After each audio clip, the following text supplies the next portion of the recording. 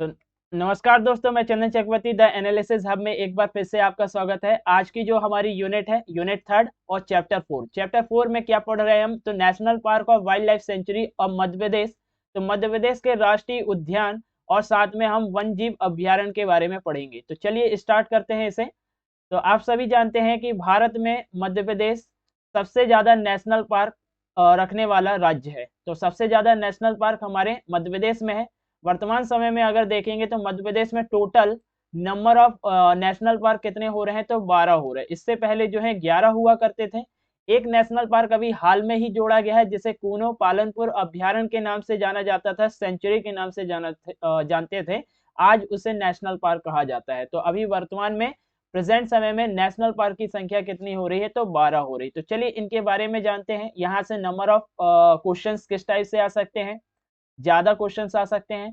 तो सबसे पहले हम बात करते हैं इनके एरिया की, हम बात करते हैं इनके लोकेशन की, हम बात करते हैं कि इसके एस्टेब्लिशमेंट में कब ये एस्टेब्लिश हुए हैं। ठीक है, तो सबसे पहले हम भारत के और एमपी के, तो एमपी का जो सबसे बड़ा नेशनल पार्क कहा जाता है उसके बारे में बात करते हैं। तो आप सभी जानते हैं कि एमपी का जो सबसे बड़ा नेशनल पार्क है उसका नाम है कान्हा किसली नेशनल पार्क।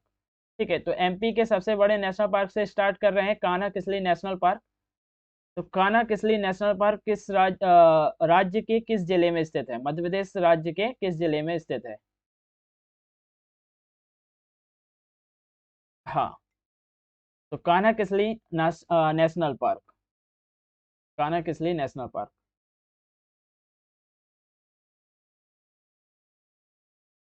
कान्हा किसली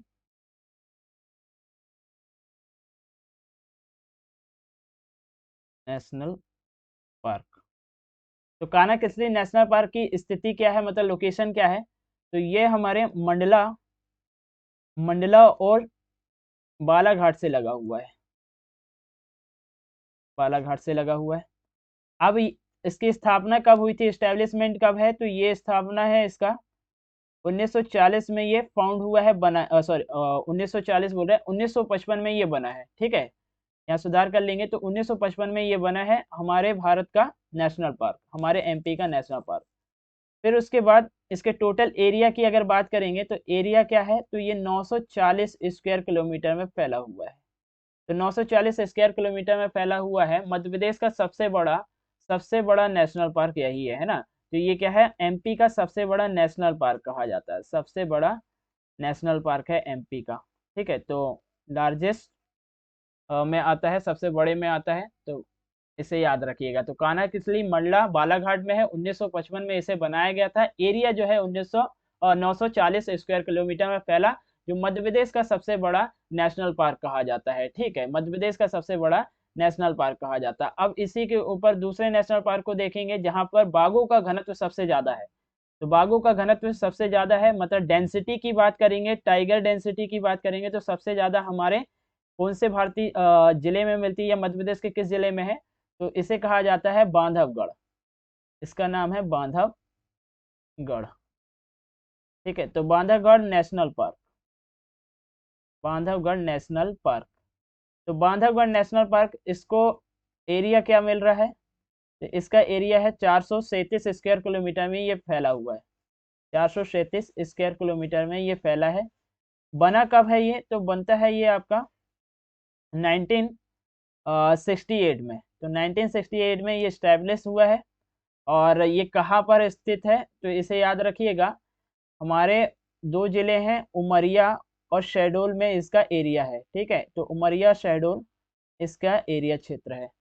अब उसके बाद थोड़ा सा ऊपर चल रहे हैं तो इसी के किनारे एक और हमारा लगा हुआ है जिसका नाम है संजय गांधी। ठीक है, तो ये है हमारा संजय गांधी नेशनल पार्क। तो संजय गांधी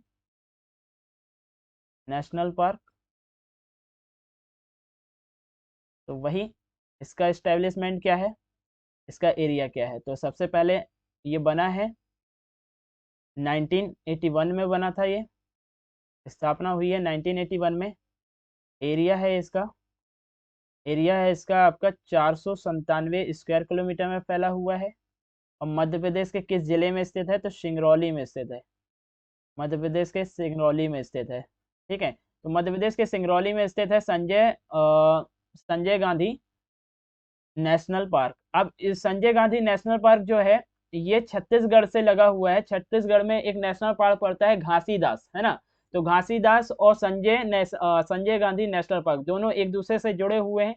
संजय गांधी नेशनल पार्क का जो पुराना नाम है उसे कहा जाता है डुबरी। क्या बोलते हैं? डुबरी कहा जाता है। बात समझिएगा कि हमने बोला कि संजय गांधी नेशनल पार्क जो है ये छत्तीसगढ़ के घासीदास नेशनल पार्क से जुड़ा हुआ है। ठीक है। इसके पुराने नाम की बात कर रहे हैं कि पुराना नाम क्या है, तो इसका पुराना नाम है डुबरी नेशनल पार्क के नाम से जाना जाता है। इसे इसका पुराने नाम है डुबरी नेशनल पार्क के नाम से जाना जाता है। और यही डुबरी नेशनल पार्क जो है छत्तीसगढ़ के घासीदास नेशनल पार्क से जुड़ा हुआ है। ठीक है। तो ये कुछ फैक्ट हैं, इसके बारे में याद रखिएगा। चलो नेक्स्ट की तरफ बढ़ते हैं। तो नेक्स्ट आता है हमारा यहाँ पर, ये आपको दिख रहा है पन्ना वाले हिस्सा, है ना। तो पन्ना में आपका पड़ता है पन्ना नेशनल पार्क। पन्ना नेशनल पार्क क्योंकि प्रोजेक्ट टाइगर में भी इसे शामिल किया गया है नेशनल पार्क। अब ये बना कब है, तो ये बनता है हमारा 1981 में ये भी बना है। 1981 में ये बना है। और स्थापना के बाद इसका एरिया क्या है, तो इसका एरिया हमारा है 543 स्क्वायर किलोमीटर में ये फैला हुआ है। मध्य प्रदेश के किस जिले में है, तो ये छतरपुर में पड़ता है ना। मध्य प्रदेश के किस जिले में, तो छतरपुर में पड़ता है। 1952 में प्रोजेक्ट टाइगर में इसे शामिल किया गया था। प्रोजेक्ट टाइगर में शामिल है। ठीक है। तो प्रोजेक्ट टाइगर में शामिल किया गया था 1952 में हमारे छतरपुर में पन्ना नेशनल पार्क को। नेक्स्ट आता है हमारा, नेक्स्ट है जिसे हम बोलते हैं माधवपुर। माधवगढ़ में पड़ता है। माधवगढ़, सॉरी शिवपुरी में पड़ता है माधवगढ़ नेशनल पार्क। तो माधवगढ़ नेशनल पार्क जो है ये हमारे शिवपुरी में है। तो इसका एरिया क्या है, हमारा एरिया की अगर बात करेंगे तो 337 स्क्वायर किलोमीटर में फैला हुआ है। बना कब है ये, तो बनता है हमारे 1958 में बना हुआ है। 1958 में बना है। हमारे एमपी के किस जिले में स्थित है, तो शिवपुरी में स्थित है। ठीक है। लोकेशन की बात करेंगे तो लोकेशन क्या है इसकी, लोकेशन है शिवपुरी। ठीक है। लोकेशन क्या है, शिवपुरी है। अब उसके बाद शिवपुरी इसकी लोकेशन हो गई। नेशनल पार्क है आपका 337 स्क्वायर किलोमीटर में ये फैला हुआ है। उसके बाद यहाँ पर आपको दिख रहा है, ये मैंने बनाया एक डायग्राम भी लिया हुआ है, एक चित्र भी बना हुआ है डायनासोर का, है ना। तो इसको क्या कहा जाता है, इसे कहा जाता है डायनासोर नेशनल पार्क। ठीक है। तो डायनासोर नेशनल पार्क भारत का, एमपी का एकमात्र ऐसा पार्क है जहां पर डायनासोर के जीवाश्म मिल रहे हैं, फॉसिल सुरक्षित रखे गए हैं ना। कहीं बोलते हैं अंडे भी हैं। जीवाश्म उद्यान, ठीक है, फॉसिल। तो ये हमारा है। लोकेशन की अगर बात करेंगे तो इसकी लोकेशन है धार में। बना कब है ये, तो बना है ये 2010 में इसको बनाया गया था।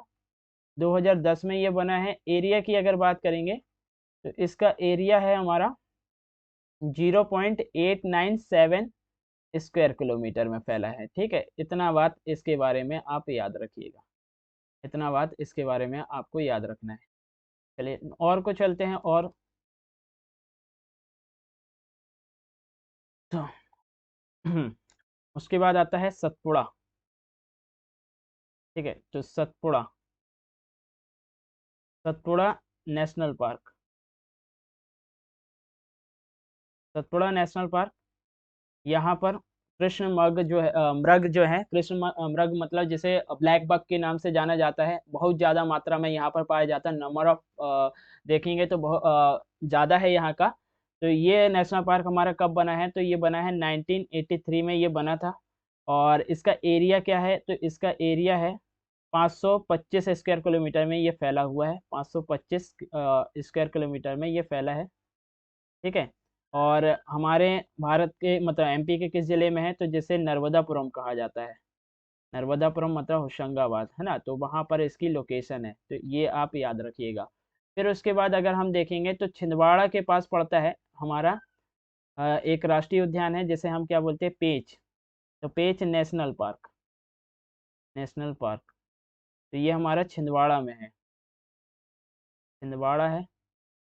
और बना कब है ये, तो ये बनता है हमारे 1975 में बना था, 1975 में बना था। और यहाँ पर क्या बोलते हैं, एरिया क्या रखता है ये, तो ये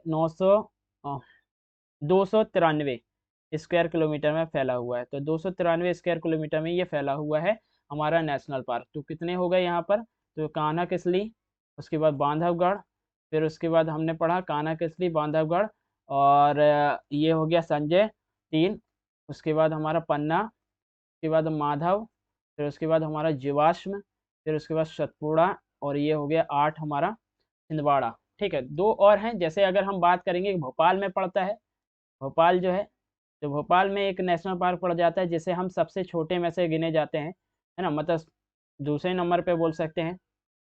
तो ये है वन विहार, तो वन विहार नेशनल पार्क,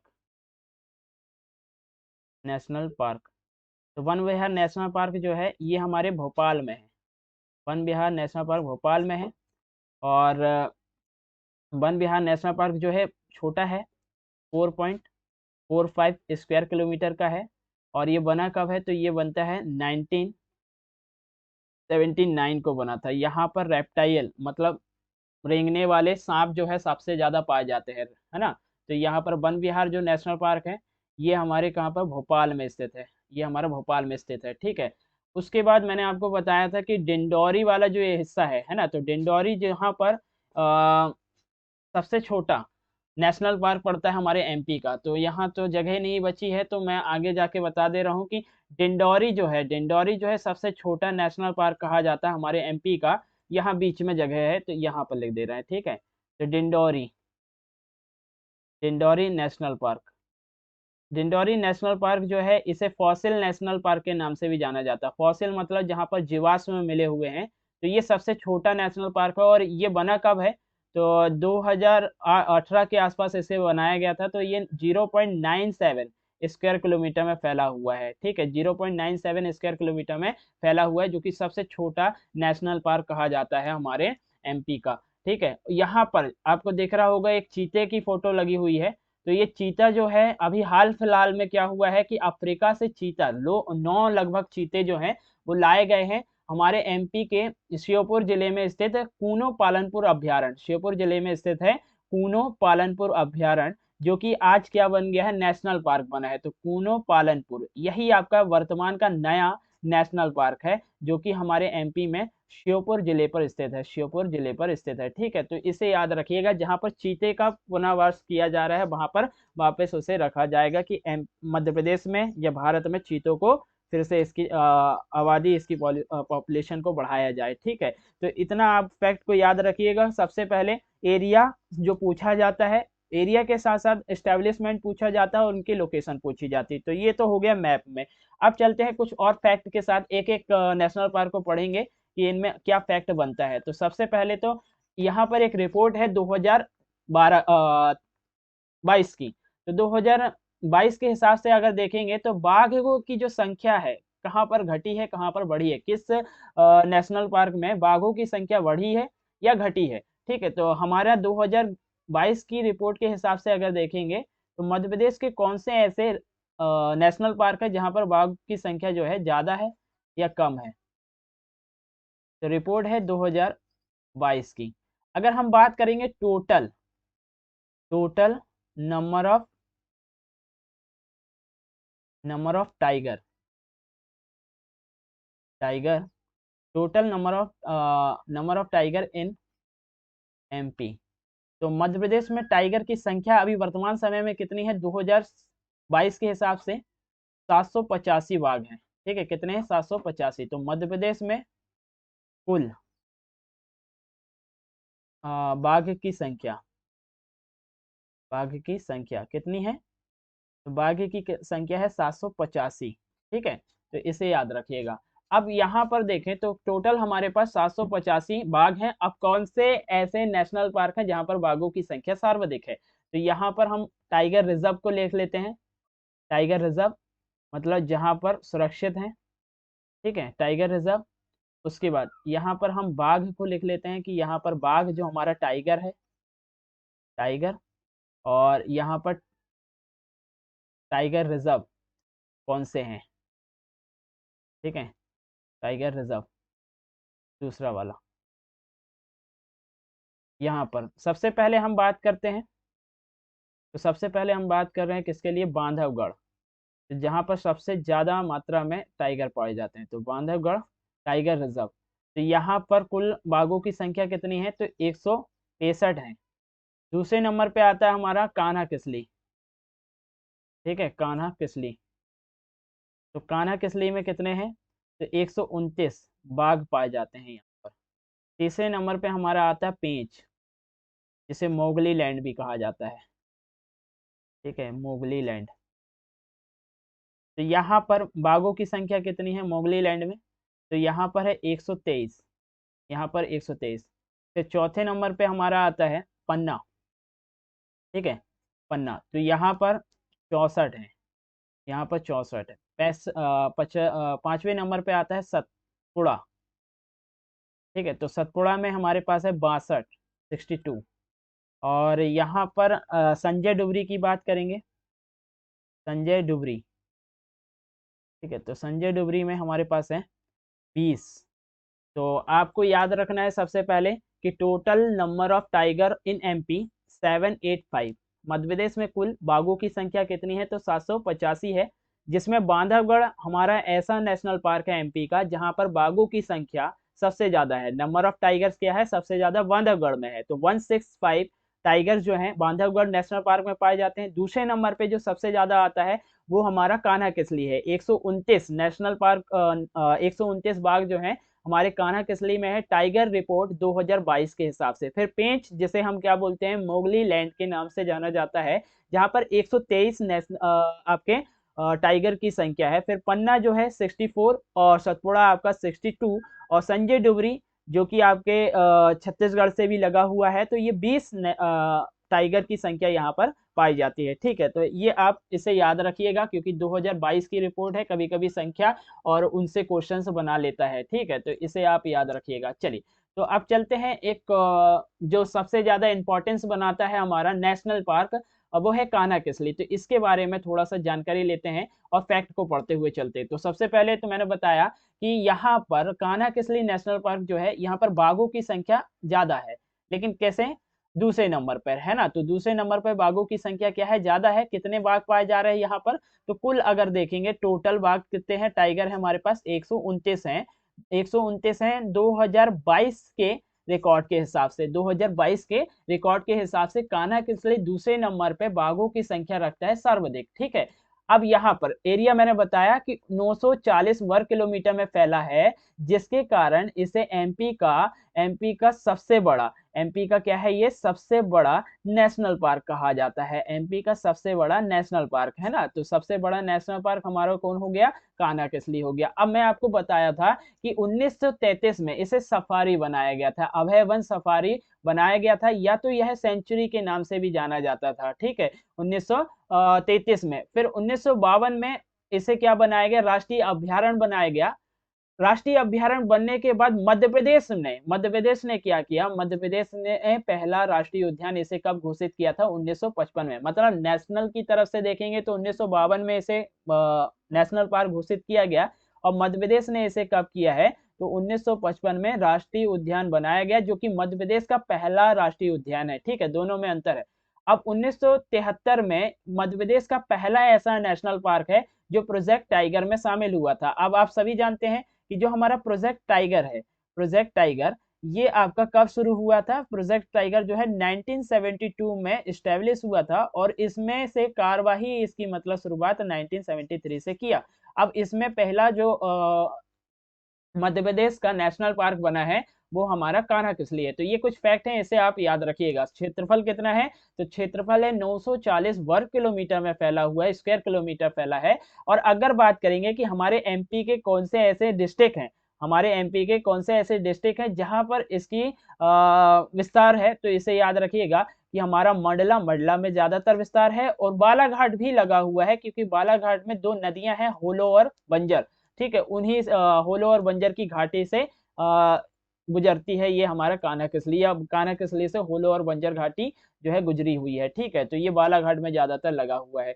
अब उसके बाद 1973 में जब प्रोजेक्ट टाइगर प्रारंभ हुआ तो भारत में 9 टाइगर रिजर्व बनाए गए थे, 9 टाइगर रिजर्व बनाए गए थे। उनमें से मध्य प्रदेश का कान्हा किसली टाइगर रिजर्व भी शामिल है। 1973 में जब बना टाइगर प्रोजेक्ट शामिल किया गया तो भारत में टोटल टाइगर प्रोजेक्ट कितने रिजर्व बनाए गए थे, तो 9, जिसमें से मध्य प्रदेश का कान्हा किसली भी शामिल किया गया था। अब कान्हा किसली राष्ट्रीय उद्यान जो है बंजर घाटी बालाघाट और हालो घाटी जो है हमारा मंडला, तो दोनों के बीच में है। इसी कारण से क्या बोल सकते हैं, इसका विस्तार जो है, इसका विस्तार हमारा कैसा है, तो इसका विस्तार मंडला और बालाघाट में। ठीक है, ये आप फैक्ट को याद रखिएगा। अब अभी हाल फिलहाल की बात कर रहे हैं, 2018 के बारे में बात कर रहे हैं। तो 2018 में बारहसिंगा को कान्हा का गहना कहा गया है। क्या कहा गया, आभूषण कहा गया है कान्हा को। तो जो बारहसिंगा जो है सबसे ज्यादा कहाँ पर पाए जाते हैं, तो बारहसिंगाओं की जो बहुताएं हैं, नंबर ऑफ देखेंगे बारहसिंगा, तो ये पाए जाते हैं हमारे कान्हा किसली में। तो 1981 में बारहसिंगा को मध्य प्रदेश का क्या बनाया गया था, तो बारहसिंगा को राजकीय पशु घोषित किया गया था। बारहसिंगा को क्या है, राजकीय पशु घोषित किया गया था। मध्य प्रदेश का जो राजकीय पशु है बारहसिंगा है 1981 में, जिसकी बहुतायत अगर देखेंगे तो हमारे कान्हा किसली में सबसे ज्यादा है। अब कान्हा किसली राष्ट्रीय उद्यान देश का पहला राष्ट्रीय उद्यान है। कान्हा किसली राष्ट्रीय उद्यान देश का पहला राष्ट्रीय उद्यान है जो 2018 में अपना शुभंकर, शुभंकर मतलब भूर सिंह द बारहसिंगा को घोषित किया गया था। भूर सिंह द बारहसिंगा एक कार्टून है, ठीक है, उसको शुभंकर घोषित किया गया है कला के क्षेत्र में। तो ये आप याद रखिएगा, 2018 में इसे घोषित करने वाला मतलब पाने वाला हमारा नेशनल पार्क है भारत का पहला। ठीक है, अब इसे जो बनाया है उसका नाम क्या था, तो उसका नाम है कुछ चक्रवर्ती थे, उन्होंने इसे बनाया था बारहसिंगा, भूर सिंह बारहसिंगा। ठीक है, तो कान्हा किसली राष्ट्रीय उद्यान सर्वप्रथम हवाई पट्टी का निर्माण किया है। तो एमपी में जो पहली हवाई पट्टी बनाई गई है वो मतलब किसी नेशनल पार्क में, तो वो हमारा कान्हा किसली नेशनल पार्क है, जिससे 2018 में है ना। तो इसके बाद अगर देखेंगे तो 2018 में बांधवगढ़ में जो है, बांधवगढ़ में दूसरी हवाई पट्टी बनाई गई है। ठीक है, तो इसे याद रखिएगा। अब यहाँ पर जो सर्वाधिक वन पाए जाते हैं वो वन कौन से हैं, तो सागौन के वन जो है और साल के वन जो है यहाँ पर सर्वाधिक मात्रा में पाए जाते हैं। और पक्षियों की प्रजातियों के आधार पर देखेंगे, स्पेसिस को देखेंगे तो लगभग 300 प्रकार की पक्षियों की प्रजातियां यहाँ पर देखने को मिलती हैं। अब इसमें जो सबसे ज्यादा हाईलाइट रहा है कि वो कौन सा ऐसा उद्यान है, वो कौन सा ऐसा नेशनल पार्क है जहाँ पर बैगा महिलाओं को प्रशिक्षित करने के लिए वहां पर कार पे लगाया गया है, गाइड के रूप में लगाया गया है। और यही आपका कौन सा उद्यान है, तो नेशनल पार्क है। मतलब 2018 से 2020 के आसपास देखेंगे तो बड़ा ही ये चर्चित रहा है कि ऐसा उद्यान जहाँ पर गौड़ और बैगा दोनों जनजातियों की जो महिलाएं हैं उन्हें यहाँ पर प्रशिक्षित मतलब गाइड के रूप में गाइड करने के लिए यहाँ पर लगाया गया था कान्हा किसली नेशनल पार्क में। ठीक है, तो इसे आप याद रखिएगा। ये कुछ फैक्ट हैं जो कि हमारे कान्हा किसली के बारे में बताते हैं, जो आपको याद रखना है। अब उसके बाद आता है हमारा जो दूसरे नंबर पे बड़े पैमाने पर इसे क्वेश्चन बनने की चांसेस होती है, जिसे हम क्या बोलते हैं, बांधवगढ़। तो बांधवगढ़ राष्ट्रीय उद्यान, तो मैंने अभी बताया था कि बांधवगढ़ नेशनल पार्क जो हमारा है 437 स्क्वायर किलोमीटर में फैला हुआ है। नेशनल पार्क कितना, 437 स्क्वायर किलोमीटर में फैला हुआ है। कहाँ पर अवस्थिति है, कहाँ पर है, तो ये हमारे उमरिया और शहडोल बोल सकते हैं, क्योंकि उमरिया और शहडोल जो है आपस में ही है, एक दूसरे के पास लगे हैं। तो उमरिया और शहडोल जो है यहाँ पर इनका एरिया है। स्थापना कब हुई थी, तो 1968 में इसकी स्थापना हुई है। 1993 में इसे टाइगर रिजर्व बनाया गया था, 1993 में इसे टाइगर रिजर्व घोषित किया गया था। अब इसमें जो सबसे ज्यादा इंपॉर्टेंस बनाता है कि मध्य प्रदेश का कौन सा ऐसा नेशनल पार्क है जहां पर बाघों का घनत्व है, बाघों का घनत्व डेंसिटी सबसे ज्यादा है। मतलब 1 स्क्वायर किलोमीटर में देखेंगे, 1 स्क्वायर किलोमीटर में आपको कितने बाघ मिल जाते हैं, तो लगभग अगर देखेंगे तो 4 से 5 बाघ आपको देखने को मिलते हैं। तो यहाँ पर डेंसिटी ज्यादा है और ये सर्वाधिक बाघों का डेंसिटी होने के कारण इसे मध्य प्रदेश का रणथंभौर भी कहा जाता है। इसे बाघों का सर्वाधिक डेंसिटी होने के कारण मध्य प्रदेश का रणथंभौर कहा जाता है।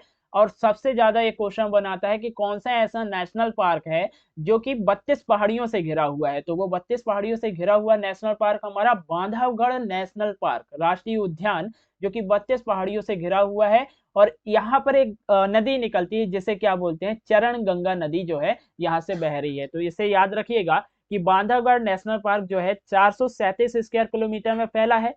हमारे एमपी के किस जिले में है, तो उमरिया और शहडोल में इसका एरिया विस्तार हुआ है। स्थापना है 1968 में और 1993 को इसे टाइगर रिजर्व घोषित किया गया था। ठीक है, अब यहाँ पर बाघों का डेंसिटी ज्यादा होने के कारण इसे मध्य प्रदेश का रणथंभौर कहा जाता है। और साथ में 32 पहाड़ियों से घिरा हुआ है और चरण गंगा नाम की नदी जो है यहाँ से बह रही है। ठीक है, इसे आप याद रखिएगा।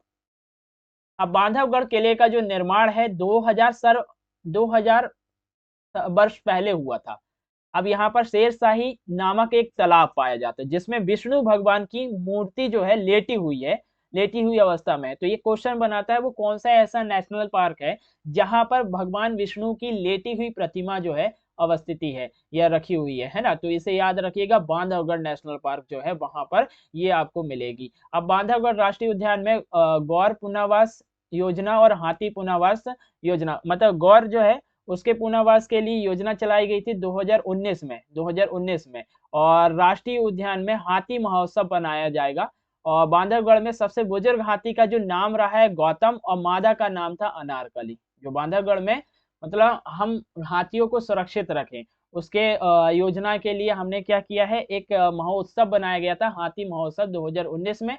जहां पर अगर देखेंगे तो सबसे बुजुर्ग जो हाथी है जिसकी उम्र सबसे ज्यादा है उसका नाम गौतम है, और जो सबसे ज्यादा उम्र की हाथी मादा है उसका नाम अनारकली है। तो फीमेल में अगर देखेंगे तो अनारकली और मेल में देखेंगे तो हमारा गौतम है। ठीक है, तो इसे आपको याद रखना है। चलिए, एक लास्ट पॉइंट इसमें क्या बनता है कि 2018 में बांधव राष्ट्रीय उद्यान हवाई पट्टी की स्थापना की गई थी। तो बांधव राष्ट्रीय उद्यान 2018 में हवाई पट्टी की स्थापना करने के पश्चात ये एमपी के नेशनल पार्क में से दूसरे नंबर का है जहां पर हवाई पट्टी की स्थापना हुई। पहले नंबर पे कौन है, तो कान्हा किसली। तो कान्हा किसली के बाद अगर किसी नेशनल पार्क में हवाई पट्टी मिलती है या ट्रिप मिल रहा है, तो ये है हमारा बांधवगढ़ नेशनल पार्क जहां पर बाघों का घनत्व जो है सबसे ज्यादा है। ठीक है, तो इसे आप याद रखिएगा। चलिए, अब आता है तीसरे में अगर हम देखेंगे तो माधव राष्ट्रीय उद्यान जो है, तो माधव राष्ट्रीय उद्यान जो 337 वर्ग किलोमीटर में फैला हुआ है। 337 वर्ग किलोमीटर में फैला हुआ है और यह आपके किस भारतीय जिले में है, तो इसे याद रखिएगा। तो हमारे एमपी के शिवपुरी में इसकी स्थापना हुई है। 1958 में ये बना था। एमपी का दूसरा सबसे पुराना हमारा नेशनल पार्क है। मतलब पहला तो आप जानते हो कि कान्हा किसली बना है, और कान्हा किसली कब बना था, तो 1955 में बना था, और जो कि एमपी का पहला नेशनल पार्क है। उसके बाद दूसरा नेशनल पार्क बनाया है आपका 1958 में, जिसे माधव राष्ट्रीय उद्यान के नाम से जाना जाता है। अब इसमें सबसे ज्यादा विशेषता और सबसे ज्यादा क्वेश्चन जो रिपीट भी हुआ है, कई बार रिपीट हुआ है, कि वो कौन सा नेशनल पार्क है जहां से NH46, वो कौन सा नेशनल पार्क है जहां से राष्ट्रीय उद्यान से NH46 ओल्ड जो है आपका NH3 और NH27 ओल्ड जो है NH76 गुजरता है। ठीक है, तो इसे याद रखिएगा कि यह आपका कौन सा है, माधव राष्ट्रीय उद्यान, जहां से NH46 और या NH3 जो कि पुराना है नेशनल पार्क, और NH27 और जो कि पुराना है NH76। ठीक है, तो ये दोनों ही सड़क मार्ग कहाँ से गुजर रहे हैं, माधव राष्ट्रीय उद्यान से। ठीक है, तो इसे आप याद रखिएगा। नेक्स्ट अगर पॉइंट की बात करेंगे कि इस राष्ट्रीय उद्यान में कौन सी नदी बह रही है, तो मणिहार नाम की एक नदी जो है इस वाले उद्यान से नेशनल पार्क से होकर गुजरती है। अब इसमें कुछ झीलें हैं, जैसे सांकेराजे झील है। इसी झील पर सांकेराजे सिंधिया की सफेद संगमरमर से निर्मित समाधि जो है सफेद संगमरमर से निर्मित यहाँ पर बनाई गई है। ठीक है, इस झील में मगरमच्छ संरक्षित किए जाते हैं। मगरमच्छों को जो है, क्रोकोडाइल जो है यहाँ पर संरक्षित किए जाते हैं माधव राष्ट्रीय उद्यान में। ठीक है, तो इसे आप याद रखिएगा। अब ऐसा माना जाता है कि इस उद्यान में वृक्ष घनत्व सर्वाधिक है, मतलब डेंसिटी की बात करेंगे जहां पर पेड़ों की डेंसिटी जो है सर्वाधिक किस नेशनल पार्क में है, तो पास पास में है। मतलब अगर 1 स्क्वायर किलोमीटर में देखेंगे तो लगभग 100-200 आपको वृक्ष जो है, पेड़ जो है वो मिल रहे हैं। तो डेंसिटी इसे ही को कहा जाता है, 1 स्क्वायर किलोमीटर में उनकी संख्या। तो यहाँ पर डेंसिटी जो है सर्वाधिक है वनों की। जॉर्ज कैसल का किला भी यहाँ पर स्थित है। तो जो कहा जाता है कि जॉर्ज पंचम जो है यहाँ पर आगमन करने वाले थे, जो कि ब्रिटिश के राजा रहे हैं, है ना। तो यह संभावना के चलते यहाँ पर बनाया गया था, लेकिन आना नहीं हो पाया उनका। माधव राष्ट्रीय उद्यान मुगलों और सिंधिया वंश का शिकार का केंद्र रहा है। मुगलों और सिंधिया वंश के शिकार का केंद्र रहा है माधव राष्ट्रीय उद्यान को। तो ये कुछ फैक्ट हैं इसके बारे में जो आपको याद करते हुए चलना है। अब ये दो बड़े मतलब 3 नेशनल पार्क जो है सर्वाधिक बड़े हो जाते हैं, इस कारण से इस फैक्ट को हमने पीपीटी में लिखा हुआ है। अब आते हैं हमारे जो बचे हुए अन्य हैं, उसके बारे में हम एक एक करके पढ़ते हैं, ठीक है। अब हम उसके बारे में एक एक करके पढ़ते हैं, क्या इंपॉर्टेंस विशेषता उसकी हो जाती है नेशनल पार्क में। चलिए, तो इतना बात तो समझ में आ गया होगा। तो अब सबसे पहले हम बात करते हैं अपने एमपी के राजधानी भोपाल में स्थित वन विहार की, ठीक है। तो हमारे एमपी के भोपाल में स्थित वन विहार के बारे में। तो वन विहार नेशनल पार्क हमारे एमपी के भोपाल में, हम भोपाल के चल रहे हैं।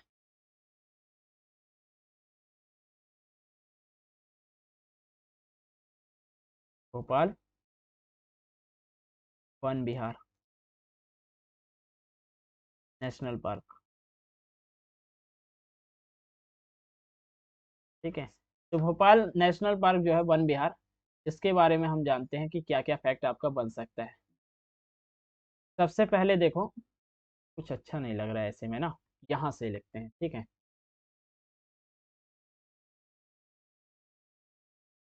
वन विहार,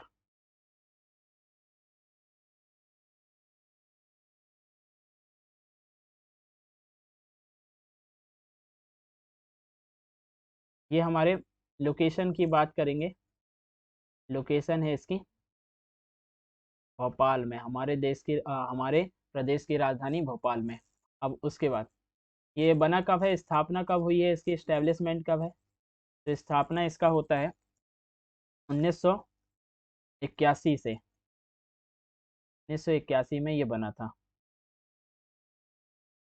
उसके बाद है 1984 में प्रोजेक्ट टाइगर में इसे शामिल किया गया। और सॉरी, 1981 में बना है, प्रोजेक्ट टाइगर में तो ये आएगा ही नहीं, है ना। यहाँ पर तो प्रोजेक्ट टाइगर बनेगा ही नहीं। तो 1981 में नहीं है, 1900, कुछ गलत हो रहा है, एक सेकंड, 79 में ये बना था, ठीक है। तो वन विहार के बारे में बात कर रहे हैं, वन विहार, वन विहार भोपाल, भोपाल। स्थापना हुई है इसकी, स्थापना है आपके 1979 में, ठीक है। स्थापना हुई है 1979 में, वन विहार राष्ट्रीय उद्यान। अब यह एक ऐसा उद्यान है जो नगरों के बीचों बीच में है, ठीक है। इसे क्या बोलते हैं, नगरी उद्यान के नाम से भी जाना जाता है, नगरी उद्यान के नाम से जाना जाता है। मतलब इसे कहा जाता है अर्बन, ठीक है। इसे बोलते हैं अर्बन पार्क, क्योंकि भोपाल जो है, भोपाल के बीचों बीच वाला ये हिस्सा, मतलब जहाँ पर नगरों का ज्यादा घना एरिया है, वहां पर ये नेशनल पार्क व्यवस्थित है। इसी कारण से नगरीय उद्यान भी कहा जाता है इसे। और ज्यादातर यहाँ पर हमको क्या मिलते हैं, स्नेक मिलते हैं। स्नेक मतलब आपका जो सांप है ना, तो सांप उद्यान के नाम से भी जाना जाता है इसे, स्नेक, ठीक है। तो ये याद रखें, भी कहते हैं। तो रेप्टाइकल के लिए सबसे ज्यादा है, तो इस कारण से इसे सर्प उद्यान या तो इसे सांप उद्यान के नाम से भी जाना जाता है, सर्प उद्यान, या तो इसे सांप उद्यान के नाम से भी जाना जाता है, ठीक है। इसे आप याद रखिएगा।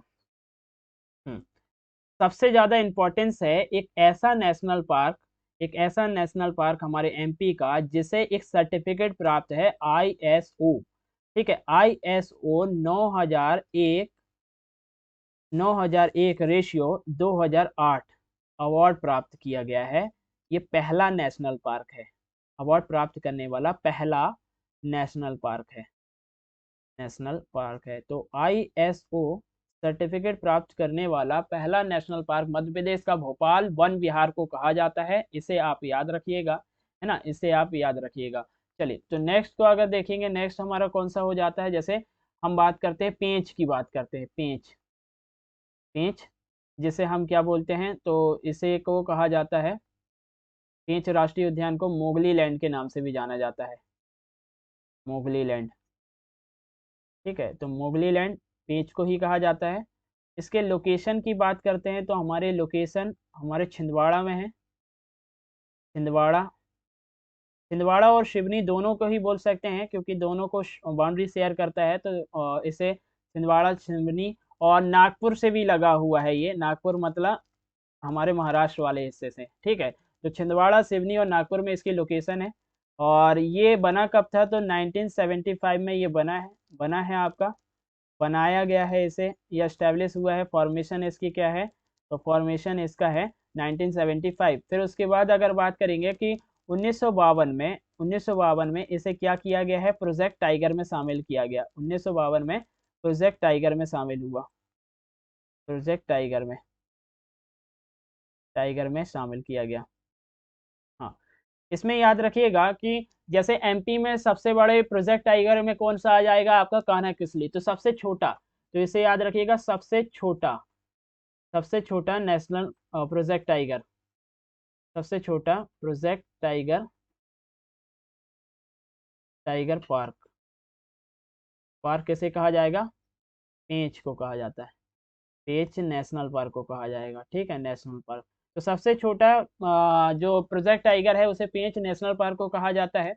अब इसको दूसरे नाम से भी जाना जाता है। वर्तमान में अगर देखेंगे, वर्तमान समय, प्रेजेंट समय में अगर देखते हैं, तो इसका वर्तमान नाम क्या है, तो इंदिरा, इंदिरा प्रियदर्शनीय पॉइंट के नाम से जाना जाता है, प्रियदर्शनीय पॉइंट के नाम से जाना जाता है। तो इंदिरा प्रियदर्शनीय पॉइंट के नाम से इसे जाना जाता है वर्तमान समय में। ठीक है, इसे आप याद रखिएगा। दूसरी बात है जो सबसे ज्यादा नोट पॉइंट है कि जंगल बुक नाम की एक फिल्म है।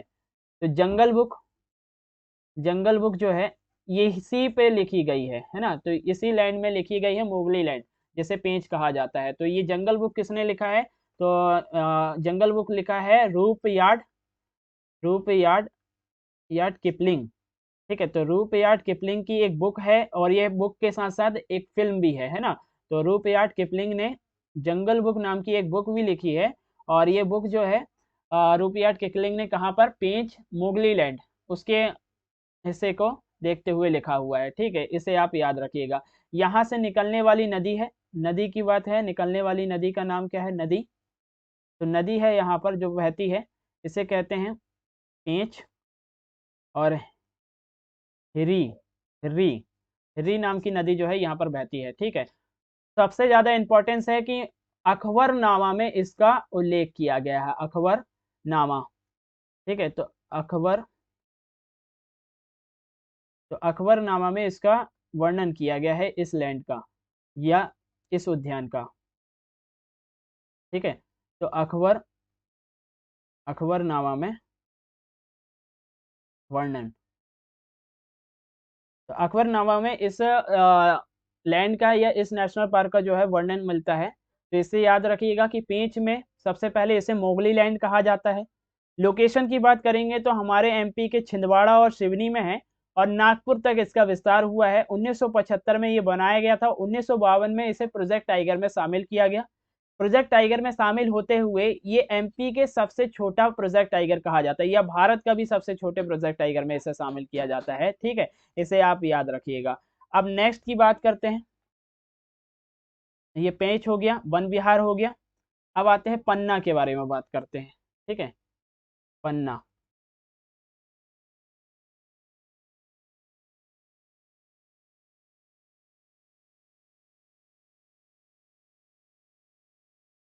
तो 1981 में ये इस्टेब्लिश हुआ, 1981 में इस्टेब्लिश हुआ, 1994 में प्रोजेक्ट टाइगर में शामिल किया गया, प्रोजेक्ट टाइगर में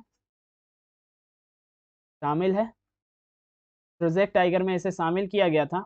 भारत में, भारत के राष्ट्रीय उद्यानों का रत्न कहा जाता है, राष्ट्रीय उद्यानों का रत्न कहते हैं, रत्न कहते हैं इसे, राष्ट्रीय उद्यानों का रत्न कहा जाता है पन्ना नेशनल पार्क को। तो 1981 में ये बना था, 1994 में इसे प्रोजेक्ट टाइगर में शामिल किया गया और भारत के राष्ट्रीय उद्यानों का रत्न कहा जाता है नेशनल पार्क पन्ना को। ये कहाँ पर स्थित है, तो इसे याद रखिएगा, इसकी लोकेशन है हमारे छतरपुर एमपी में, छतरपुर एमपी पन्ना से लगा हुआ है, ठीक है, तो इसे आप याद रखिएगा। दूसरा, हाँ हाँ,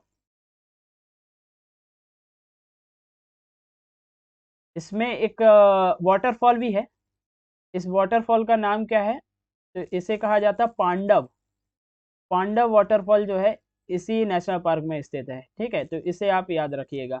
अब इस नेशनल पार्क में एक नदी भी फ्लो हो रही है, उस नदी का नाम क्या है, रिवर का नाम क्या है, तो इसे कहा जाता है हमारा नदी है जैसे केन कहा जाता है, तो केन रिवर जो है, केन रिवर इस नेशनल पार्क से होकर गुजर रही। तो याद रखिएगा कि नेशनल पार्क 1981 में बना है, 1904 में इसे प्रोजेक्ट टाइगर में शामिल किया गया। कहा जाता है कि भारत के सभी राष्ट्रीय नेशनल पार्कों का रत्न कहा जाता है इसे, ठीक है। उसके बाद वाटरफॉल की अगर बात करेंगे तो पांडव वाटरफॉल है, और नदी की अगर बात करेंगे तो केन रिवर जो है इस पार्क से फ्लो हो रही है, ठीक है। यहाँ पर अगर बात करें कि पन्ना राष्ट्रीय उद्यान में सबसे ज्यादा कौन से जीव पाए जाते हैं, जानवर पाए जाते हैं, तो एनिमल में अगर देखेंगे तो सबसे ज्यादा पाए जाते हैं जंगली भैंसे, ठीक है। तो जंगली भैंसे जो हैं, भैंसे सबसे ज्यादा कहाँ पर पाई जाती हैं, तो सर्वाधिक मात्रा में जहां पर देखने को मिलते हैं उसे कहा जाता है हमारा पन्ना नेशनल पार्क, ठीक है, इसे आप याद रखिएगा। दूसरी बात, गिद्ध जो होते हैं, गिद्धों को एक बार फिर से पुनः वास में लाया जाए तो ये केंद्र बनाया जाएगा, तो गिद्ध के पुनर्वास, तो पुनर्वास का जो केंद्र है गिद्धों के पुनर्वास का केंद्र हमारा पन्ना नेशनल पार्क को है। गिद्ध जो है लुप्त होने वाली प्रजातियों में से एक है, तो भारत सरकार की तरफ से ऐसा कहा जा रहा है कि पन्ना नेशनल पार्क में गिद्धों के लिए क्या बनाया जाएगा, आवास स्थल बनाया जाएगा, ठीक है, तो इसे आप याद रखिएगा।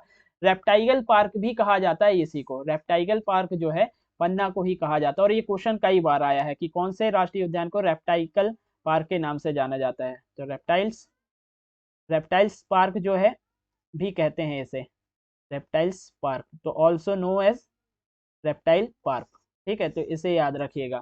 तो ये कुछ फैक्ट हैं इसके बारे में, क्योंकि क्वेश्चंस बनाते हैं और क्वेश्चन का कुछ भी रुख हो सकता है, किसी भी टाइप से क्वेश्चन बन जाते हैं, ठीक है, इसे आप याद रखिएगा। चलिए, अब जो बात करते हैं सबसे छोटे नेशनल पार्क, जीवाश्म, जीवाश्म का मतलब होता है फॉसिल, जीवाश्म का मतलब होता है फॉसिल नेशनल पार्क। तो फॉसिल की अगर बात करेंगे तो फॉसिल नेशनल पार्क जो है, नेशनल पार्क ये हमारे डिंडौरी में मिलता है, डिंडौरी, ठीक है, डिंडौरी में है फॉसिल नेशनल पार्क डिंडौरी, जो कि हमारे एमपी का सबसे छोटा नेशनल पार्क कहा जाता है। अब ये बना कब था, तो ये 1983 में इसकी स्थापना हुई थी, 1983 में इसकी स्थापना हुई थी। डिंडौरी, डिंडौरी घुघवा, घुघवा नामक स्थान पर, ठीक है, घुघवा एक नामक गांव है, वहां से इसकी शुरुआत होती है, गांव से। एरिया की अगर बात करेंगे तो एरिया कई कई बुक में अलग अलग टाइप से लिखा, कहीं पर 0.97 लिखा है, तो यहाँ पर 0.7 स्क्वायर किलोमीटर जो है ज़्यादातर बुकों में है, तो इसे हम 0.27 स्क्वायर किलोमीटर बोल सकते हैं। भारत का दूसरा, ठीक है, तो इसे बोलना है भारत का दूसरा सबसे छोटा, सबसे छोटा नेशनल पार्क, राष्ट्रीय उद्यान, ठीक है। और अगर हम बात करेंगे कि एमपी का, मध्य प्रदेश का सबसे छोटा, छोटा नेशनल पार्क यही है, ठीक है। तो हमारे एमपी का सबसे छोटा नेशनल पार्क कौन सा है, तो जीवाश्म नेशनल पार्क है, जो फॉसिल डिंडौरी वाला, ठीक है, घुघवा नामक गांव से ये स्थापना हुई है इसकी, ठीक है, इसे आप याद रखिएगा। जो सबसे नया है, जो अभी 2018 में हाल फिलहाल में लेकर आए हैं जैसे, तो कूनो पालनपुर को कहा जाता है, कूनो पालनपुर, पालनपुर, तो कूनो पालनपुर जो है, पहले ये सेंचुरी, वाइल्ड लाइफ सेंचुरी थी, अब इसे अभ्यारण्य के साथ नेशनल पार्क का दर्जा मिला है। तो ये 2018 में इसे क्या मिला है, तो दर्जा मिल रहा है नेशनल पार्क, है ना। तो ये 2018 में नेशनल पार्क बना, 2018 में नेशनल पार्क बना है। और यहाँ किस जिले में स्थित है, तो श्योपुर में स्थित है, एमपी के श्योपुर जिले में स्थित है। और अगर बात करेंगे कि कौन सी नदी के किनारे स्थित है, तो नदी वही है जो इसका नाम है, तो नदी है कूनो, ठीक है। तो कूनो नदी के किनारे स्थित है, कूनो नदी के किनारे, तो कूनो नदी के किनारे स्थित है। और 17 सितंबर की बात है, 17 सितंबर 2022 को, मतलब पिछले साल ही, है ना। तो 2022 को अफ्रीका से 9 चीतों को लाकर यहाँ पर छोड़ा गया है। 9 चीते जो हैं यहाँ पर छोड़े गए हैं, यहाँ पर छोड़े गए हैं। अब यहाँ पर एक और बात याद रखिएगा कि एशियाई सिंगों का पुनर्वास करने के लिए कूनो पालनपुर को ही चुना गया था। एशियाई सिंह जो है ना, एशियाई सिंह, जो बब्बर शेर जिसे कहा जाता है, बड़े बालों वाला होता है ना, तो उन्हें कूनो पालनपुर में छोड़े जाने की संभावना बनाई गई थी। इसी कारण से इसे अभ्यारण्य को हटाते हुए नेशनल पार्क का दर्जा दे दिया। नेशनल पार्क और अभ्यारण्य में अंतर ये हो जाता है वाइल्ड लाइफ सेंचुरी में कि कुछ चीजें जो है वहां पर रोक लगा दी जाती है। जैसे नेशनल पार्क में अगर उद्यान की अगर बात करेंगे, तो यहाँ पर सबसे पहले तो रोक क्या होगी कि भैया आप ऐसे घूम फिर नहीं सकते, है ना। तो आप घूम फिर नहीं सकते हैं, आप जानवरों को घुमा फिरा नहीं सकते हैं, या चारा खाने के लिए अनुमति नहीं होती जानवरों को यहाँ पर। तो ये पूरा एरिया जो है एक पूरा प्रोटेक्टेड होता है, संरक्षित होता है। तो यहाँ पर आसानी से आप अपनी मर्जी से कुछ नहीं कर सकते। लेकिन वाइल्ड लाइफ सेंचुरी ऐसे लंबे एरिया में होती है, वहां पर आप जो करना चाहो कर सकते हो, वहां पर आप सुरक्षित हो अपने तरीके से, वहां पर आप फ्री हो, ठीक है। तो उद्यान इसलिए बनाए जाते हैं, पार्क इसलिए बनाए जाते हैं कि उसकी देखरेख जो है गवर्नमेंट करे। उसकी पूरी संरक्षित एरिया जितना भी होगा, जितना भी उसका प्रोटेक्टेड एरिया है, रिजर्व एरिया है, उसको कौन देख रेख करेगी, हमारी नेशनल गवर्नमेंट, मतलब भारत सरकार, ठीक है। तो एशियाई सिंह जो है गिर, जो कि हमारा कहाँ पर है, गिर जो है ये हमारे गुजरात में है, गुजरात के सौराष्ट्र के पास पड़ता है। तो यहाँ से एशियाई सिंहों को लेकर कहाँ पर पुनर्वास किया जा रहा है, कूनो पालनपुर। कूनो पालनपुर अभ्यारण्य 2018 में क्या बना दिया गया, नेशनल पार्क का दर्जा दिया गया इसे, ठीक है। तो इसे आप याद रखिएगा। चलिए इसे आप याद रखिएगा। अब उसके बाद आता है जिसे हम बोल रहे थे सीधी वाला, सीधी सिंगरौली से लगा हुआ है, मतलब संजय डुबरी, संजय डुबरी, संजय डुबरी,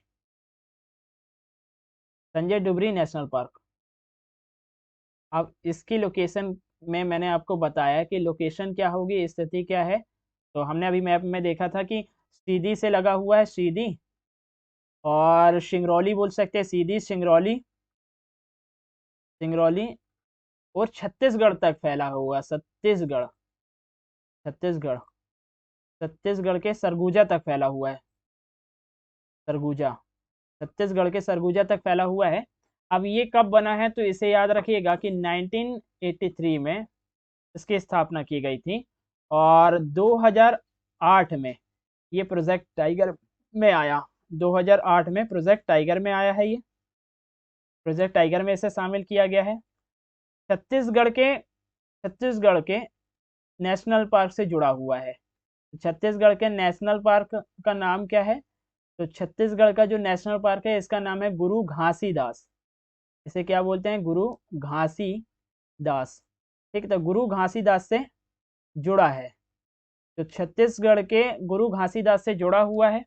यहाँ पर जो उद्यान है, यहाँ पर नदी कौन सी बह रही है, इस नदी का नाम है बानास, नदी का नाम है बानास। तो बानास नदी जो है इस उद्यान से बह रही है, ठीक है। तो इसे आप याद रखिएगा, बानास नदी जो है इस उद्यान से बह रही है, तो इसे आप याद रखिएगा। चलो, तो इसे आप याद रखिएगा। अगर हम बात करेंगे कि कौन कौन से प्रोजेक्ट टाइगर हैं, अगर हम बात करें कि जो प्रोजेक्ट टाइगर कौन कौन से हैं हमारे एमपी के, ठीक है, प्रोजेक्ट टाइगर, प्रोजेक्ट टाइगर। तो ये हो गए हमारे नेशनल पार्क के बारे में, प्रोजेक्ट टाइगर में शामिल। तो सबसे पहले हमारा आता है कान्हा। तो कान्हा किस लिए जो है प्रोजेक्ट टाइगर में शामिल है। उसके बाद आता है आपका बांधव, बांधवगढ़ नेशनल पार्क। फिर उसके बाद आ जाता है हमारा पेंच नेशनल पार्क। ठीक है, उसके बाद है हमारा पन्ना नेशनल पार्क। उसके बाद आता है हमारा सतपुड़ा, सतपुड़ा नेशनल पार्क। उसके बाद आता है हमारा संजय डुबरी, डुबरी नेशनल पार्क। और सातवां आता है रातापानी, रातापानी। ये सेंचुरी है, ये अभ्यारण्य है ना, ये अभ्यारण्य है, सेंचुरी है, वाइल्ड लाइफ सेंचुरी है। और 8वें नंबर पे आता है हमारा रानी दुर्गावती। तो ये प्रस्तावित हैं, मतलब शामिल किया जाएंगे, ये प्रस्तावित हैं रानी दुर्गावती अभ्यारण्य, इन्हें भी हम टाइगर प्रोजेक्ट में शामिल करेंगे। मतलब 2 ऐसे वाइल्ड लाइफ सेंचुरी और 6 हमारे क्या हैं तो नेशनल पार्क हैं जो कि प्रोजेक्ट टाइगर में शामिल किए गए। तो जैसे अगर हम बात करेंगे कान्हा किस लिए हमारा प्रोजेक्ट टाइगर में शामिल हुआ था 1974 में। फिर उसके बाद बांधवगढ़ की अगर बात करेंगे तो बांधवगढ़ जो है 1903 में शामिल हुआ है। 1903 में पेंच की बात करेंगे तो ये हमारे दूसरे नंबर पे शामिल होने वाला 92 में। उसके बाद पेंच के बाद आता है हमारा पन्ना। तो पन्ना जो है 94 में शामिल हुआ, पन्ना को 94 में शामिल किया है। सतपुड़ा को 99 में इसे शामिल किया है। और संजय डुबरी को हमने शामिल किया है 2008 में।